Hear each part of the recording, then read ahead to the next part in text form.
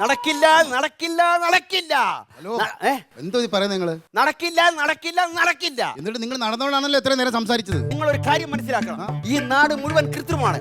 അരിയിൽ കൃത്രിമം, മണ്ണെണ്ണയിൽ കൃത്രിമം, പൂവിൽ കൃത്രിമം, മൊത്ത കൃത്രിമം. അതുകൊണ്ട് കൃത്രിമത്തിനെതിരാണ് എന്റെ ഈ സമരം. എന്ത് കൃത്രിമത്തിന്? കൃത്രിമ ഗർഭത്തിനെതിരെ ഒറിജിനൽ സമരം.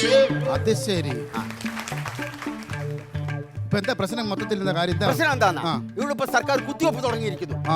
അതുകൊണ്ട് ഞങ്ങൾക്ക് ജോലിയിൽ, എനിക്കും എന്റെ ഉമേഷിനും ജോലിയിലായിരിക്കാണ്. ഉമേഷാ?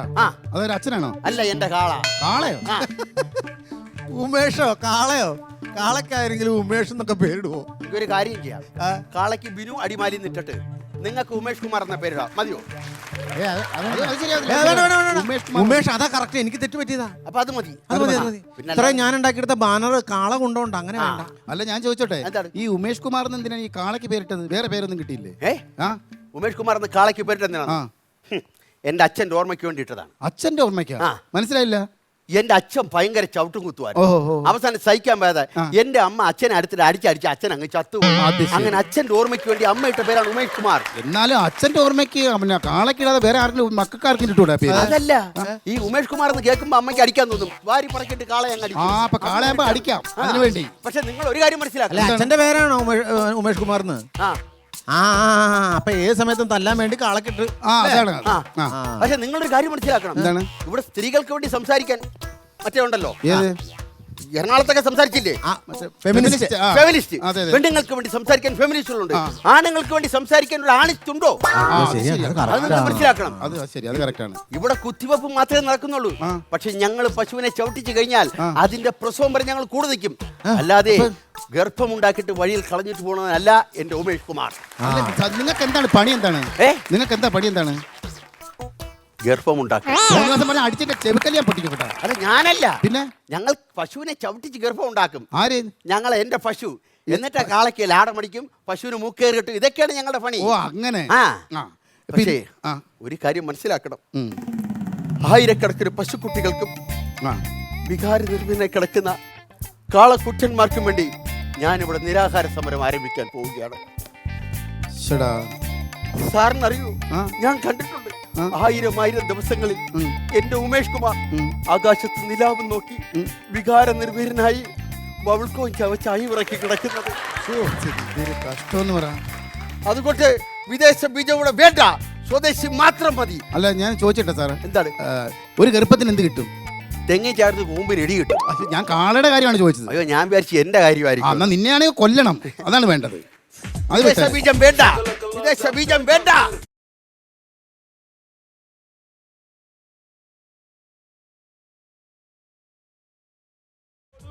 രാജനാ? അല്ല, മന്ത്രി.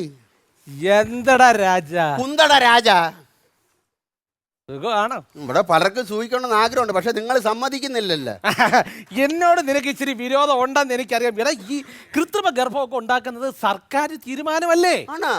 നിങ്ങൾ കല്യാണം കഴിച്ചതാണോ? കല്യാണം കഴിച്ചതാണ്. എത്ര കുട്ടികളുണ്ട്? കുട്ടികളില്ല. എന്ത് സർക്കാർ തീരുമാനിച്ചില്ലേ?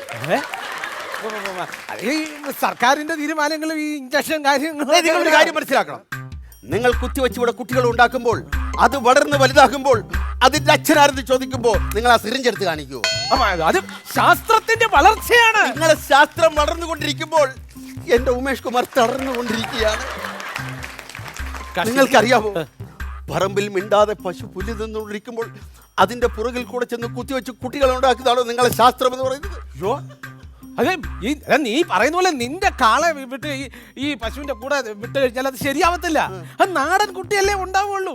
അതിന് പകരം വെളിയിൽ നിന്ന് കൊണ്ടുവരുന്ന ബീജം നിക്ഷേപിച്ചു കഴിഞ്ഞാൽ നല്ല കരുത്തുള്ള ചുണക്കുട്ടന്മാർ വിദേശികൾ ഇവിടെ ഉണ്ടാവില്ലേ? വിദേശ നിക്ഷേപം നടത്തുന്ന എക്സ്പ്രസ് ഇവിടെ പണിയാണ്. നിന്നോട് സംസാരിച്ചുകൊണ്ടിരിക്കാൻ എനിക്ക് തീരെ സമയമില്ല. കാരണം ഇവിടെ ഒരു പശുവിനെ അഡ്മിറ്റ് ചെയ്തിട്ടുണ്ട്.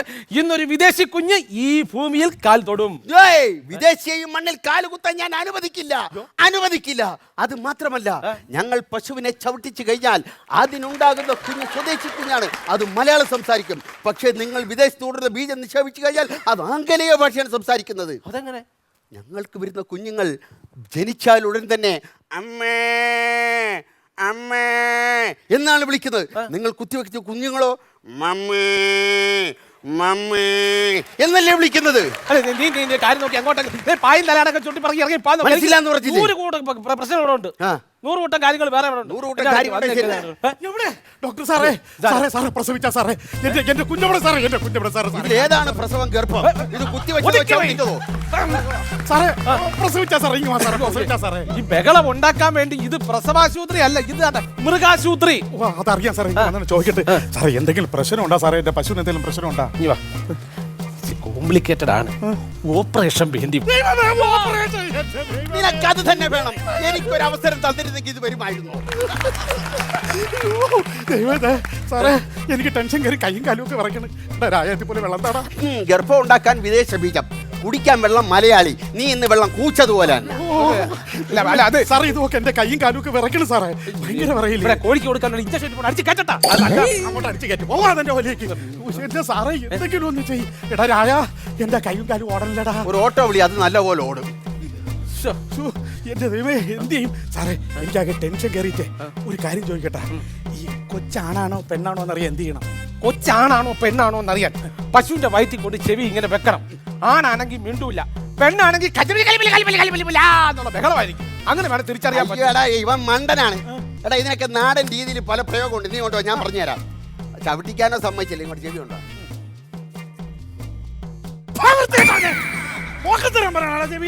ഞങ്ങളൊക്കെ അങ്ങനെയാണ് നോക്കുന്നത്. എന്താ എന്റെ കൂടെ പറയൂ സാറേ. എന്റെ കൊച്ചിനെ പെട്ടെന്നൊന്ന് പുറത്തെടുക്കണം.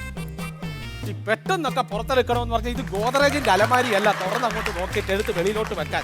ഇതിനൊക്കെ കുറെ സമയവും കാലങ്ങളും ഒക്കെ ഉണ്ട്. സാറേ ഇനി വന്നാണ് ഇനി വന്നാണ് മുക്കുണ്ടാ. എല്ലാരും പറയുന്നു ഞാൻ ഇവിടുന്ന് ഓരോ സാധനങ്ങൾ മുക്കണം, പക്ഷെ അമ്മച്ചിയാണ് ജീവിതത്തിൽ ഇന്ന് വരെ ഞാൻ ഒന്നും മുക്കിയിട്ടില്ല. എന്തിനാ ഉമേഷ് കുമാറേ നീ വല്ലവന്റെ ഗർഭത്തിൽ വായി നോക്കി നിൽക്കുന്നത്? അങ്ങോട്ട് തിരിഞ്ഞ ആ പറമ്പിൽ ഏതെങ്കിലും പശു ഉണ്ടെങ്കിൽ ലൈൻ അടിക്കാൻ അല്ല. പിന്നെ ഇവന്റെ ഒരു കാര്യം. എന്റെ സാറേ അതല്ലെന്ന്, എന്റെ പശുവെ പ്രസവിക്കാൻ വേണ്ടി മുക്കുന്നുണ്ടാ. അത് മുക്കുന്നുണ്ട് ഉണ്ട്. ഏകദേശം ഒരു 1.5 മണിക്കൂറിനകം അത് പ്രസവിക്കും. നിങ്ങൾ എന്തിനിങ്ങനെ ടെൻഷൻ അടിക്കുന്നു? കുറച്ച് കഴിയുമ്പോ ഇവൻ ഇവിടെ നിന്ന് മുക്കുന്നത് കാണാം. സാറേ ആ പെരട്ട് കാളരായം കുറെ നേരം കൊണ്ട് ഷൈൻ ചെയ്യാണ്. ഇനി അവൻ മിണ്ടിയ അടിച്ചവൻ്റെ കാരണക്കുറ്റി ഞാൻ പൊട്ടിക്കും. പന്ന പട്ടി. എൻ്റെ പശുവിൻ്റെ പ്രസവവും അവൻ്റെ മൂക്കാമണ്ട പൊട്ടണതും ഒരുമിച്ചായിരിക്കും. നോക്കൂ. എന്ത് സാറേ?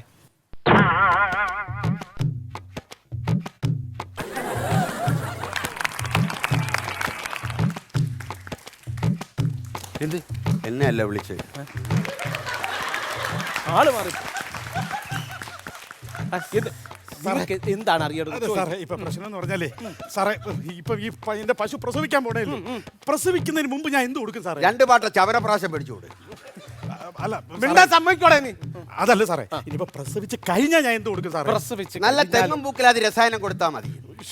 ആ തെങ്ങും പൂക്കലെടുത്ത് നിന്റെ മണ്ടാൽ അടിച്ചതാണ് ഞാൻ. മിണ്ടിപ്പോരുത് നീ. സാറേ ഇനി വരും സാറേ. സാറേ കുട്ടി ഇപ്പൊ പുറത്തോട്ട് വരുമല്ലോ, അപ്പൊ എന്ത് കൊടുക്കും? അപ്പൊ നമ്മള് 2 വാഴയ്ക്കപ്പം ഒരു ചായ. ഏത് കുട്ടിക്ക്? എന്റെ കുട്ടി വൈകിട്ട് 4 മണിക്ക് വരുമ്പോൾ ഞാൻ അതാണ് കൊടുക്കുന്നത്. ആ ഉമേഷ് കുമാറിനെ കൊണ്ട് ഇവനെ ചവിട്ടിപ്പിക്കണമായിരുന്നു.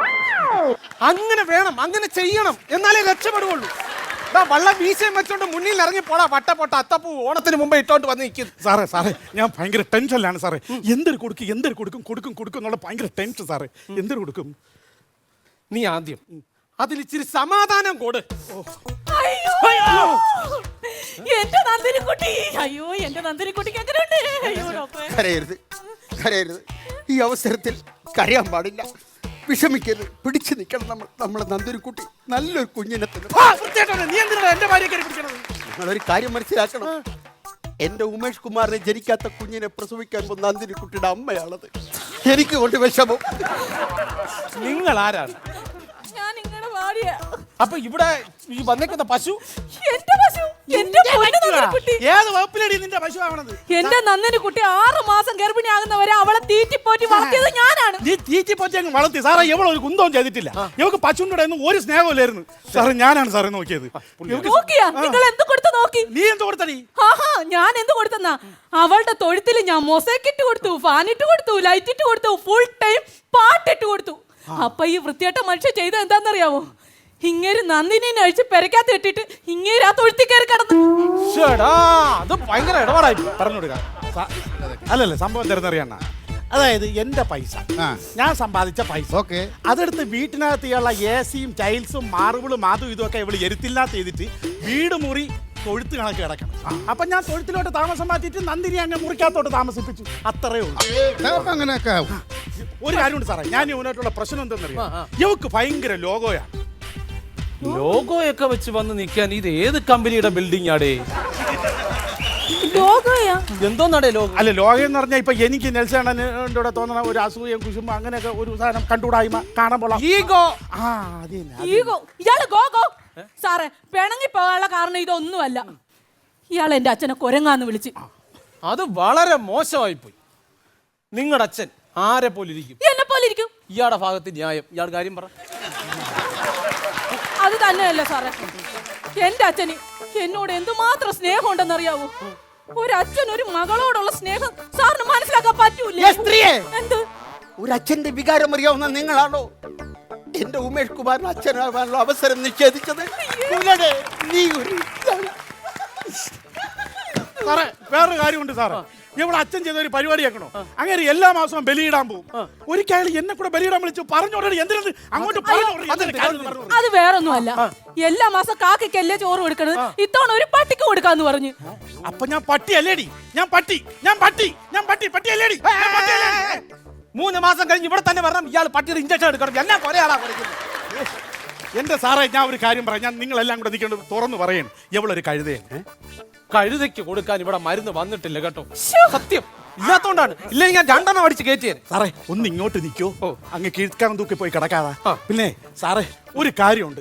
സാർ ഈ പശുവിനെ എങ്ങനെയും പ്രസവിപ്പിച്ച് ആ കൊച്ചിനെ എന്റെ കയ്യിലോട്ട് തരണം. അയ്യോ, കൊടുക്കരുത്. എന്റെ കൈ തരണം. ഞാനാണ് അവളെ പുല്ലും വെള്ളമൊക്കെ കൊടുത്ത് പോറ്റിയത്. നീ അങ്ങ് പോറ്റി ഒന്ന് പോടി അവിടെ നിന്ന്. സാറേ, ഞാനുണ്ടല്ലോ സാറേ, രാവിലെ പശു എഴുന്നേറ്റ് കഴിഞ്ഞാൽ അപ്പൊ അതിന്റെ ഇടയിൽ പോയി ശ്രീകൃഷ്ണൻ ഓടക്കുഴലിൽ വായിക്കും പോലെ ഇങ്ങനെ ഓടക്കുഴലിലും വായിച്ചോണ്ട് നിൽക്കുമായിരുന്നു. നിനക്ക് അതാണ് പറ്റിയ പണി. താടി വെച്ച കൃഷ്ണൻ ബാക്കി പറയും. സാർ ഇതിനകത്ത് ഇടപെടരുത്. സാർ ഇടപെടരുത്. ഇടപെടും. സാർ ഇടപെടും. സാറിനാണ് ഇതിന് ഇടപെടാനുള്ള അവകാശമുള്ളത്. സാർ എന്തിനാ ഇടപെടുന്നത്? നീ ഇത്ര നേരം അങ്ങനെ കുറ്റം പറഞ്ഞുകൊണ്ടിരുന്നല്ലടാ. പിന്നെ നീ എന്തിനാ ഇപ്പൊ അങ്ങനെ അനുകൂലിച്ച് പറയണത്? ഗർഭം ഉണ്ടാക്കിയാ പോരാ, അതിന് വളർത്താനും കൂടെ പഠിക്കണം.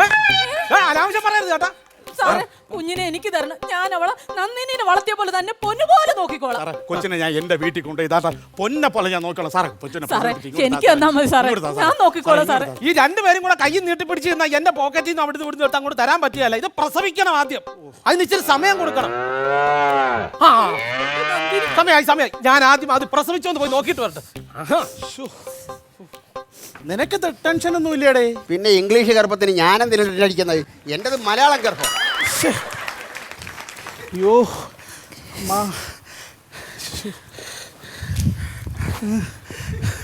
ഇത് കഴിഞ്ഞ ജന്മത്തിൽ വരികകളായിരുന്നു. എന്താ? നിന്റെ കാലി കിടക്കണ എന്റെ ചെരുപ്പാണ്. പിണങ്ങി പോയപ്പോ നീ എടുത്തോണ്ട് പോയത്. ഇറുതി അവിടെ.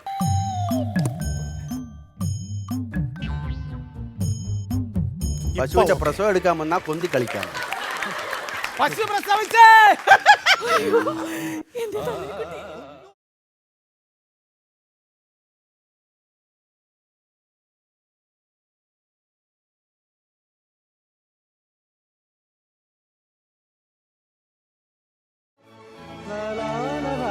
അവന്റെ വരവ് കണ്ടാത്തൊന്ന് അവനാണ് പ്രസവിച്ചത്. അങ്ങനെ 2 പാത്രം. ഞാൻ അപ്പോഴേ പറഞ്ഞില്ലേ, ഈ ഇംഗ്ലീഷ് മീഡിയം കുത്തിവെച്ച പാത്രമേ വരത്തോളന്ന്. ഇനി വെങ്കല ഉരുളി വരും, കിണ്ടി വരും. അല്ല, ഞാൻ ചോദിക്കട്ടെ, അതിനകത്ത് വല്ല ജങ്കാറ് വല്ലതും വന്നോ? ഒരബദ്ധം പറ്റി. ആവശ്യമില്ലാതൊരു അബദ്ധം പറ്റിയെന്ന് പറയരുത്. ഗർഭത്തിന്റെ കേസായതുകൊണ്ട് അവർ വേറെ വല്ലതും ചിന്തിക്കും. ചുമ്മാ പോടേ. ഞാൻ ഗ്ലൗസ് ഇട്ടില്ലെന്നാണ് പറഞ്ഞത്. പിന്നെ ബ്ലൗസ് ഇട്ടുണ്ടെന്ന് ഞാൻ പശുവിന്റെ അടുത്ത് ആദ്യ രാത്രി വിളിക്കാൻ പോയല്ലേ മിണ്ടാല. സാറേ, പ്രസവിച്ചല്ലോ. കൊച്ചിനെ എനിക്ക് താ സാറേ, ഞാൻ കൊണ്ടുപോകും. സാറേ, എനിക്കിതാ സാറേ. അത് പറ്റുള്ളൂ സാറേ, എനിക്ക് തരണം, ഞാൻ കൊണ്ടുപോകും. അയ്യോ സാറേ. സാറേ, ഞാൻ വെച്ച് മിണ്ടാത്ത ഇവക്ക് കൊച്ചിനെ കൊടുക്കരുത്. എനിക്ക് കൊച്ചിനെ തല ഞാൻ വെക്കണം സാറേ. പ്രശ്നം എന്താന്ന് പറഞ്ഞാൽ ഈ പ്രസവം കോംപ്ലിക്കേറ്റഡ് ആയിരുന്നു.